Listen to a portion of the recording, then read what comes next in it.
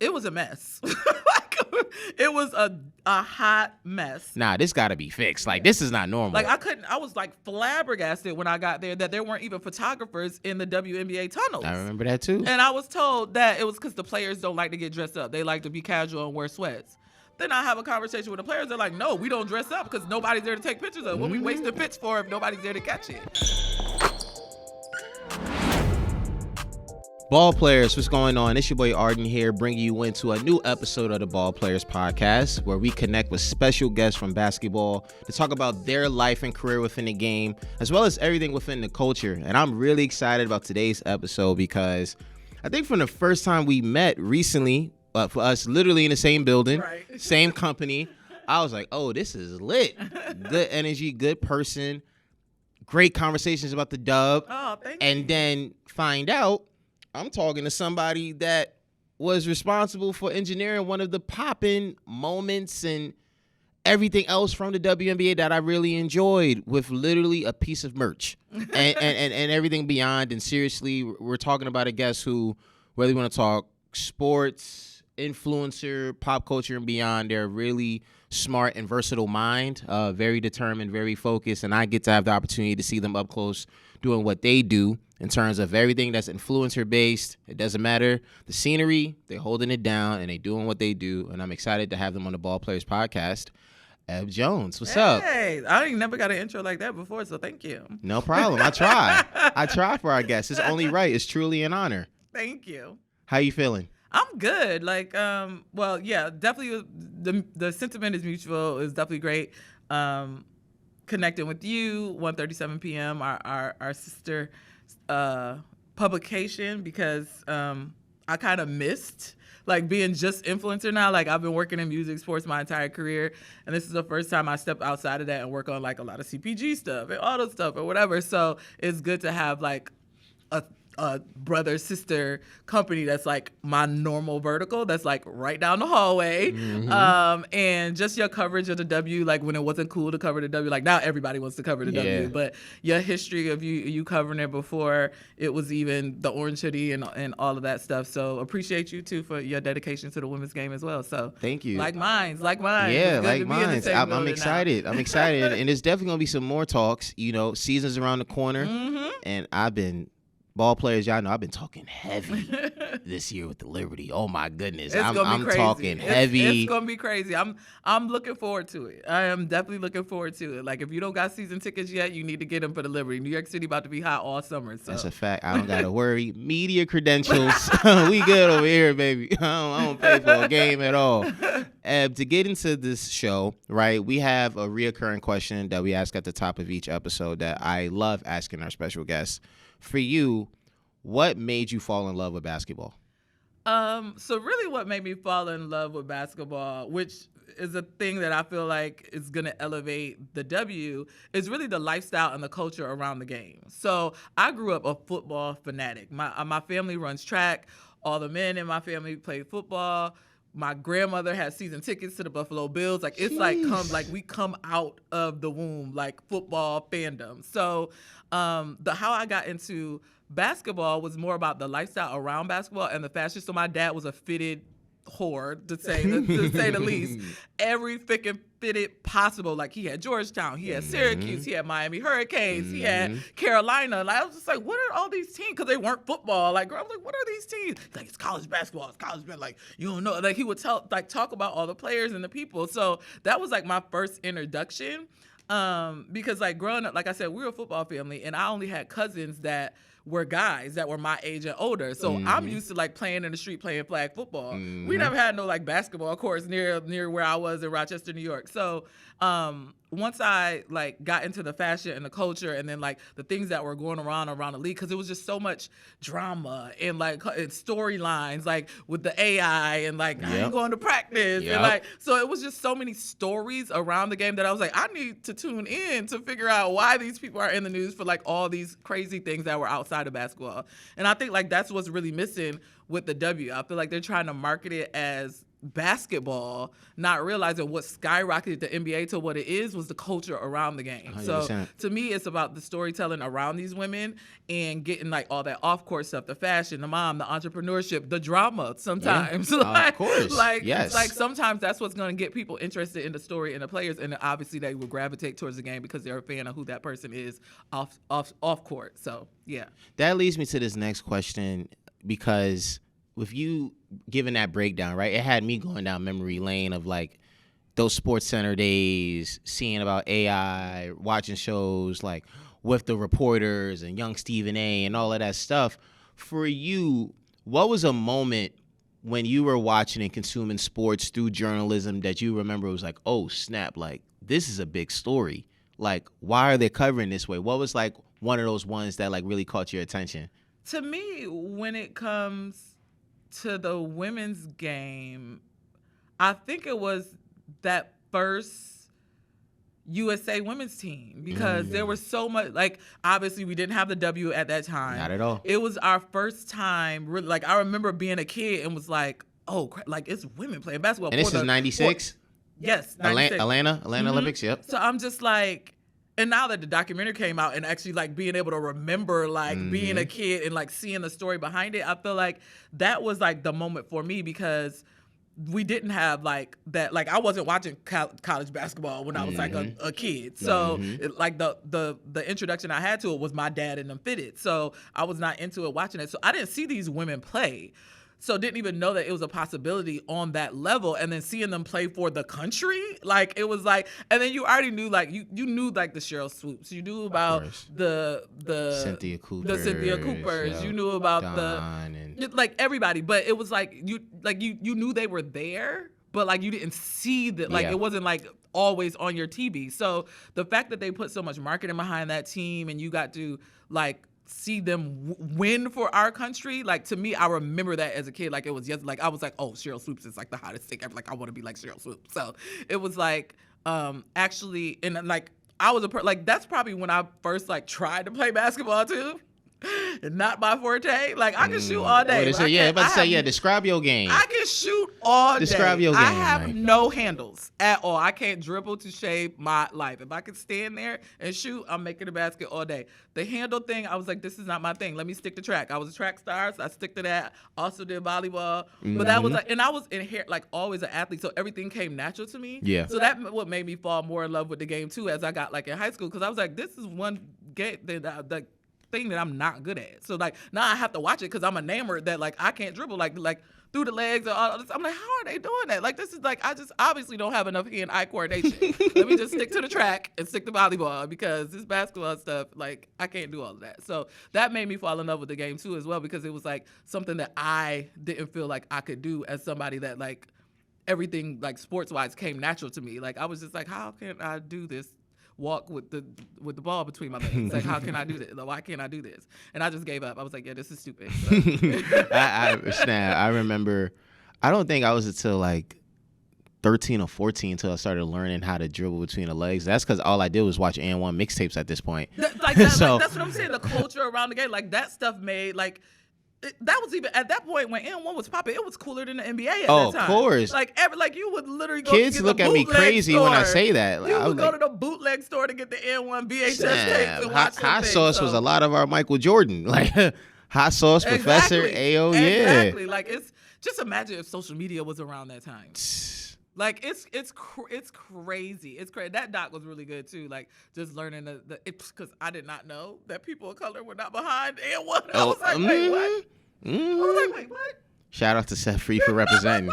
Shout out to Seth Free for only representing. Like as kids, there's so much about the business that we don't learn until later in life. But yeah, that was a good time too for basketball and elevating the culture around basketball as well. Bringing all of your sports history together, athlete, player, fan, and then you start actually working in the sports industry through marketing and branding. What was your earliest memories of that? Where were you at? What were you doing? Like, how did that come together? Yeah, so my first job in sports was at ESPN. Fire.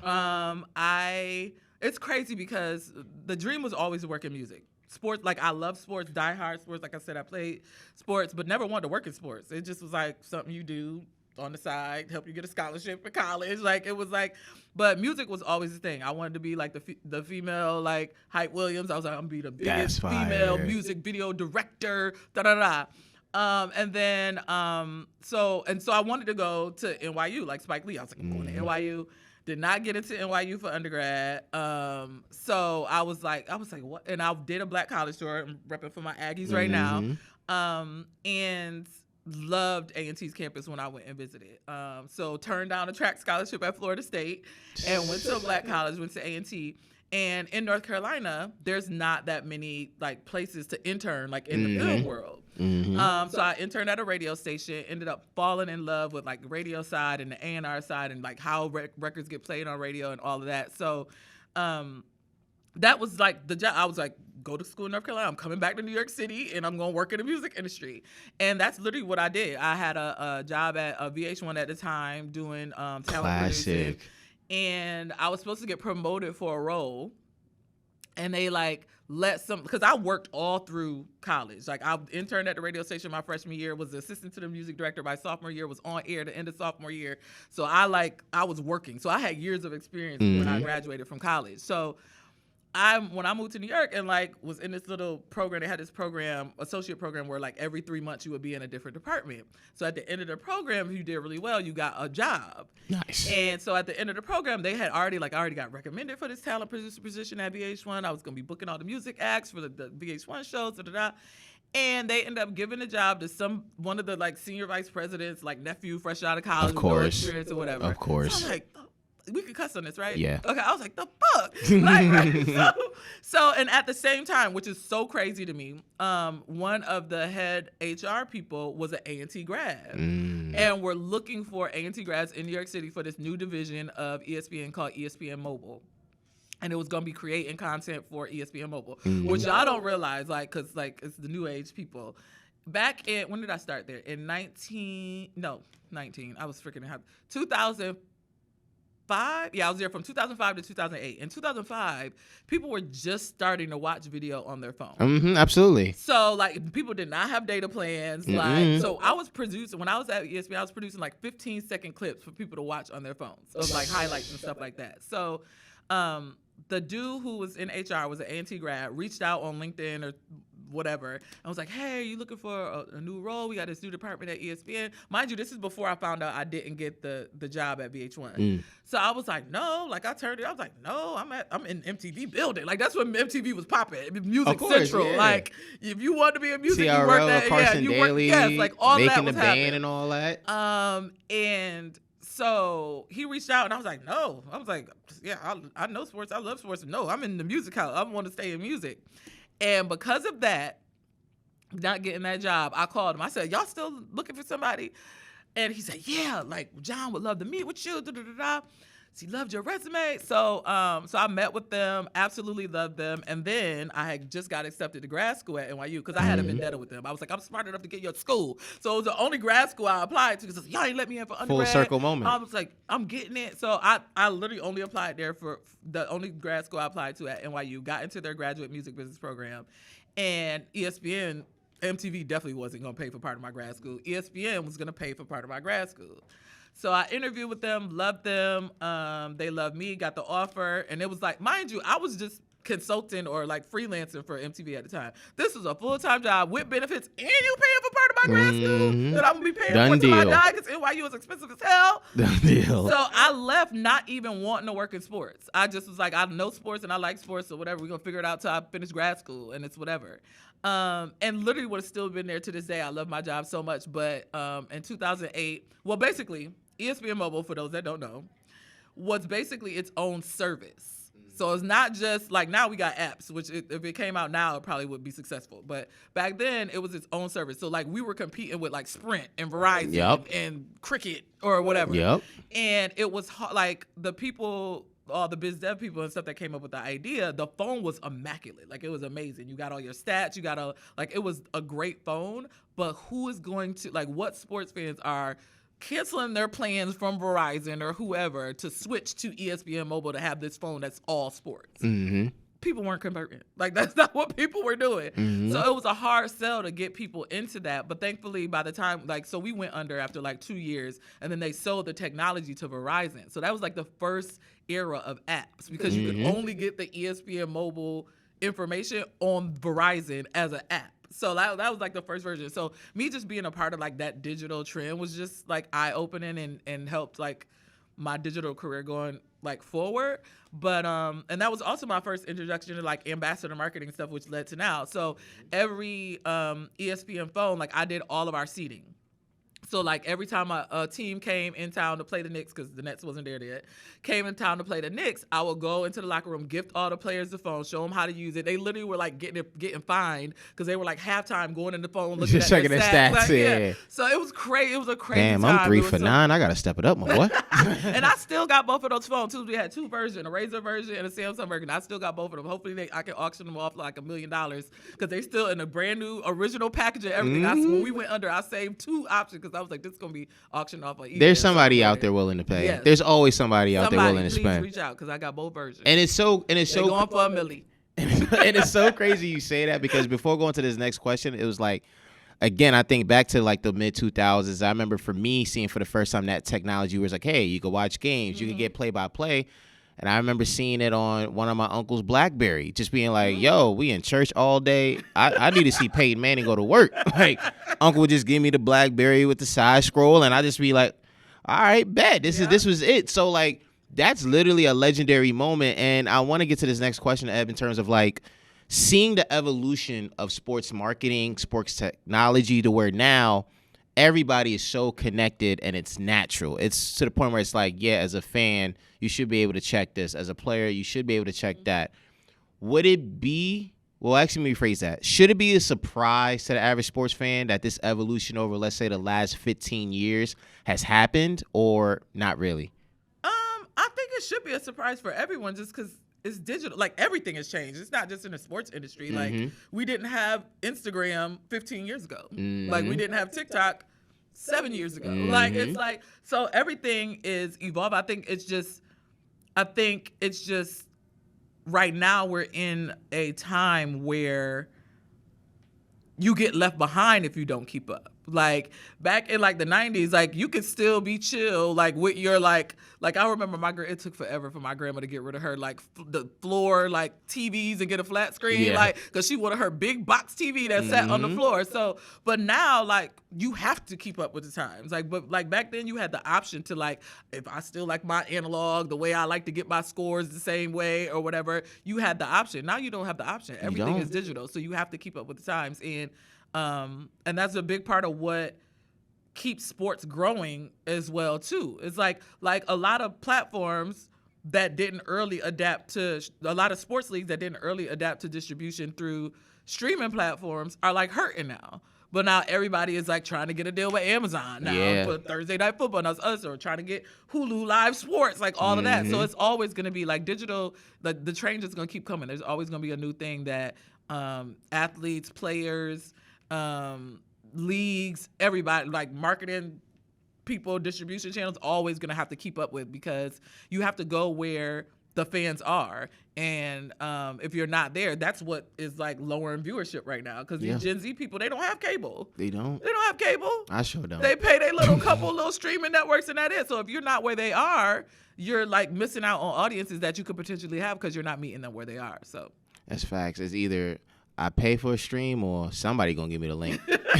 Somebody gonna give me the link. Straight and it's up. so crazy now how you can't even find like them little like LimeWire links no more. Like, I remember you used to be able to find a link to like the BET Awards without cable. So you can't even find that stuff no more. I'm like, where are those? And you would go through like 10 links trying to find one that didn't have ads or didn't have the like bootleg stuff. Now I got my old reliable holding me down. Hey, I want to watch Game 7. Watch Game 7. I'm gonna watch Jake Paul. I'm gonna watch Jake Paul. I'm gonna keep going back to them links, and I'm gonna keep clicking out of them ads if I have to.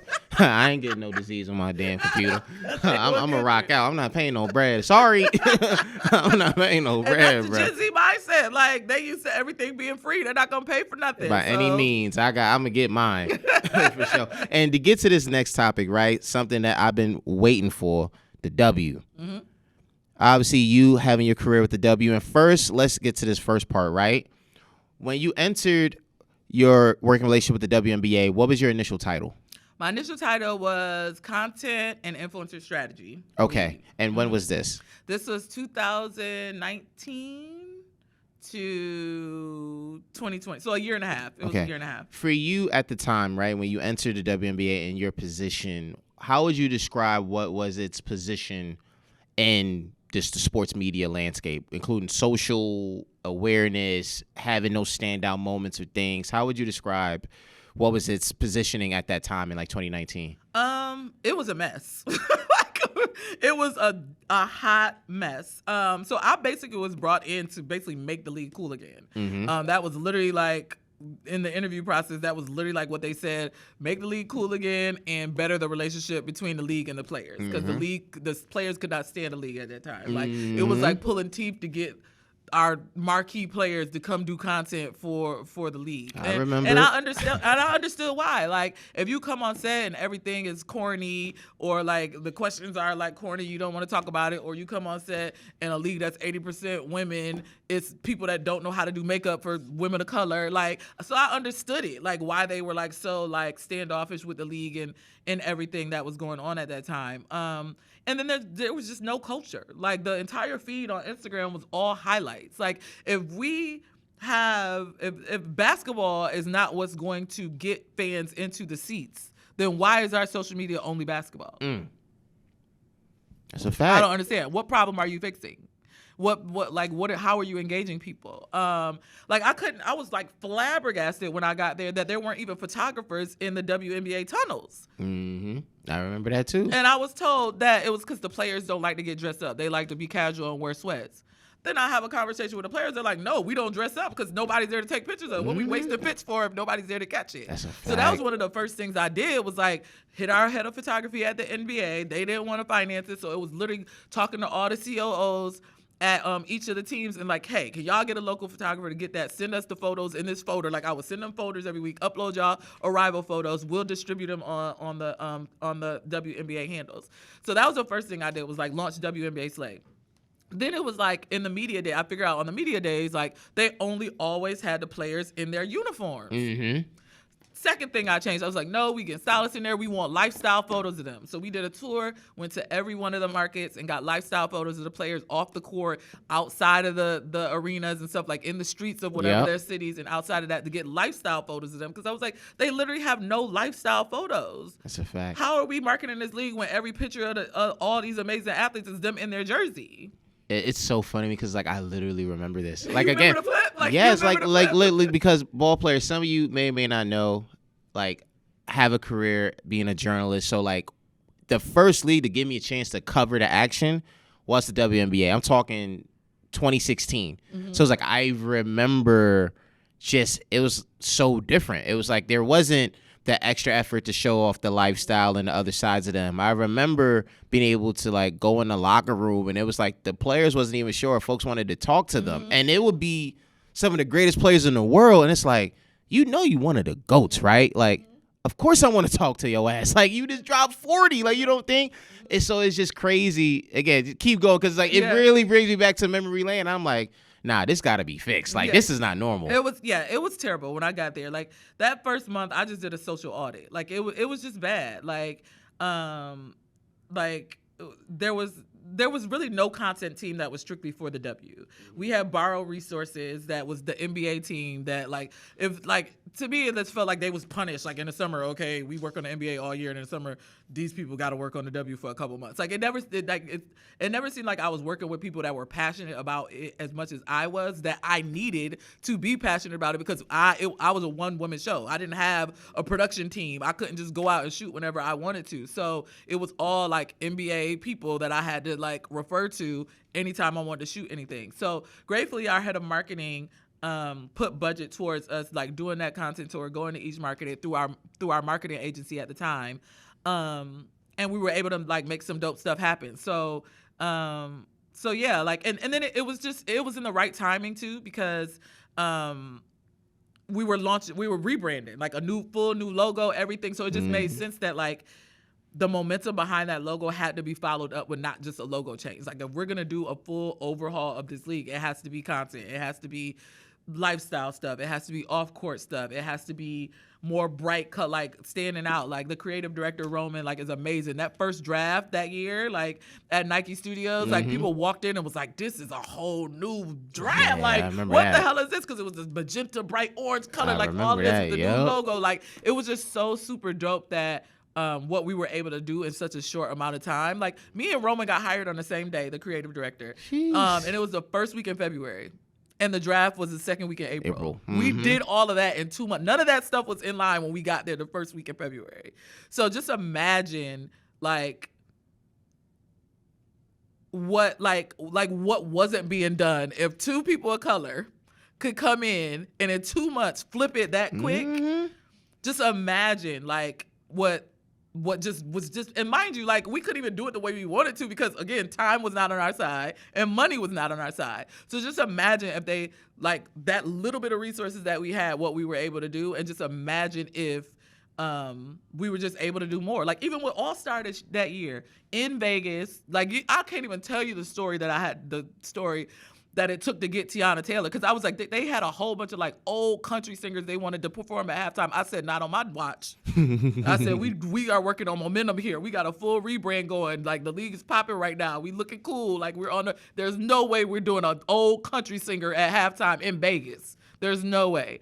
So it was tooth and nail to get Tiana Taylor, to get them approved Tiana Taylor, which ended up being amazing. Like all the players are like, this shit is hot. Like they wanted to be at all the events. Like, so yeah, it's really just about people of the culture and that understand the culture being the decision makers at the league, because that's what's going to push the league forward is those type of things and those type of moments to get people talking about the culture around the women's game. Is going to get what's going to get people in them seats and get them like invested in the players. So, couple more questions I got for you. The orange hoodie. Yeah. Being able to be a part of that in terms of what you were able to do, and then seeing its success to where everybody in the basketball world rocking a hoodie, loving the orange. What was your biggest lesson learned from that moment, considering the fact that 4 years later, still relevant and still going strong? It's not really a lesson for me, but just a lesson for marketers, distributors, licensees, is that the W does sell. Like I was given so much pushback from internal people and external people, partners, that like, oh, we can't put the orange hoodie on the front page of the WNBA store because of Fanatics because the W doesn't sell. Or we can't put like the marketing dollars. Let's not do that. Let's not do no seeding campaign because the W doesn't sell. So what's the point? Like I had a million people that's supposed to be on my side helping push this league forward, telling me, "Oh, don't bother with that because the W doesn't sell anyway. Like we should use marketing dollars for something else. Don't buy a whole bunch of merch and seed it to people because the W doesn't sell anyway." And for you, what made the hoodie be like, that's it? So it was a struggle for me internally too, because number one, so I came into the league knowing merch was an issue. Like I was like, it was still pink bedazzled stuff. Like what? I'm like, this is 2019. Why is bedazzled stuff on this website? It was like the most outdated mess I've ever seen in my life. Like it's the reason why the majority of season ticket holders for the W were like senior citizens, because that's what the hell they wore, was what was on the website. So when I first came in, I thought as a person coming in to make the league cool, was gonna be able to decide on the merch. I was like, oh, we gonna do this, we gonna do this, this gonna be fly as hell. And they were like, oh no, we don't do merch here. Like only the licensee, like Fanatics, they pick whatever they want. They have our silhouettes and they pick whatever they want to put on the site. I said, oh no, like this. So literally, we launched in May with the new logo, a whole bunch of stuff we never saw. It was just on the website. I looked on the website the day that stuff launched. Half of the stuff was off-brand. It was ugly. It was just the opposite of what we were trying to make our rebrand for.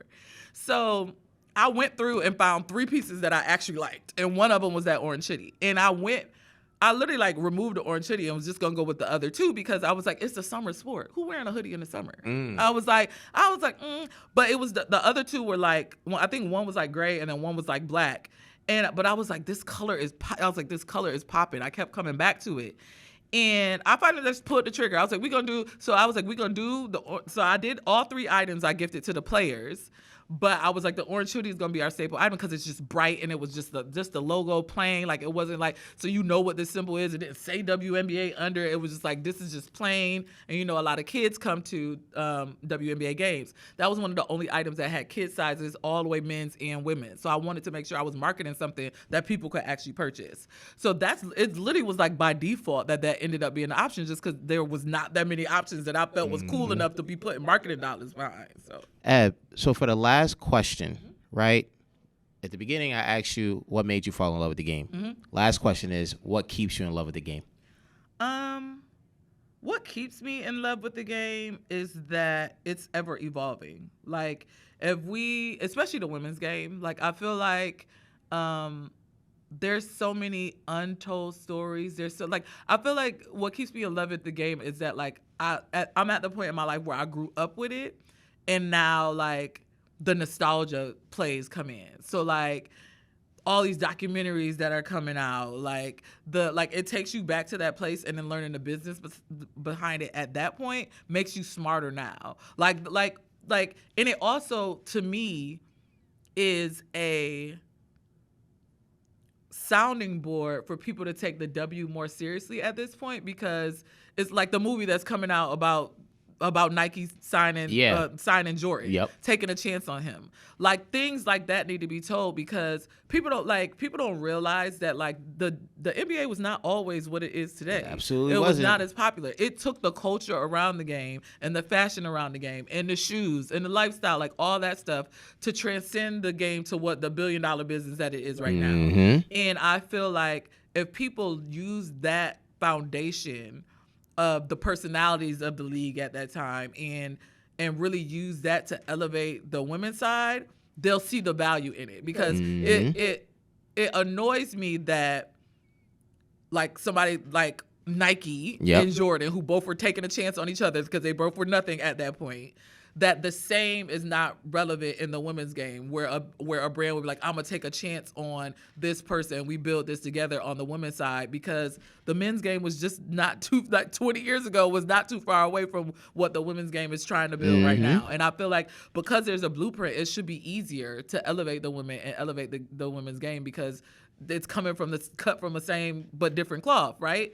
So that's what keeps me in love with the game right now, is because I'm glad I'm in the era to number one, have been a part of like my little part of the culture to push the league forward and push the players forward, but also know that the sky is the limit for these women and what could happen. Like I'm gonna be like, I know I'm gonna be pleasantly happy 10 years from now with where the league is, and saying like, remember when people were trying to act like the W wasn't cool, like remember that, and to see where it's gonna be 10 years from now with the right people leading it, because that's a whole nother thing. It's a whole nother thing. Right, that's a whole nother podcast. But Ab, seriously, thank you so much for joining us today. It really means a lot. Like, for real, I had to tap in with one of the OGs, man. Somebody that really helped out with the culture. Wait, OG? I'm not OG yet. You got a lot of wisdom. You qualify for OG in my book. So for real, thank you so much. I'll be an OG. I'll take OG title now. Got to. You well deserved. Hey, from what I be hearing from you off cam, I know a lot of them players look at you like an OG the same way. No, they do. Like I tweeted something the other day. It was so funny. I tweeted something the other day, like. It was some meme that said, I don't talk to anybody that was born after 1995 because they can't even write in cursive. And it was so funny because JJ texted me after, and she was like, girl, I barely made the cut. And I was like, yeah, you did, because she turned 28. She was like, I barely made the cut. I was just born then. I was like, so it's funny. I guess I am an OG if I know how to write in cursive. So they call us geriatric millennials. You know really? That? Any millennials born in the 80s, they call us geriatric millennials. I just found that out on TikTok. I'm so lost in the I sauce. was like, yo, this is low-key disrespectful. Titles. Like, I'll OG millennial, I was okay with that, but geriatric millennial is a little disrespectful. So they coming up with something new every day. I decided to tap out. So if I got to compare between OG and geriatric, I'm going to take OG all day. So. And rightfully so. Eb, seriously, thank you so much. Ball players, thank y'all for tapping in for a new episode of the Ball Players podcast. Love is love like usual. Make sure y'all tap in with us on social media all across the board to stay up to date on everything basketball and football. And of course, your curiosity will stay fulfilled by 1:37 p.m., where you can find out everything you need to know about sports, car collectibles, music, fashion, and the whole shebang-a-bang. Signing off from the crib. This your boy Art signing off. Later.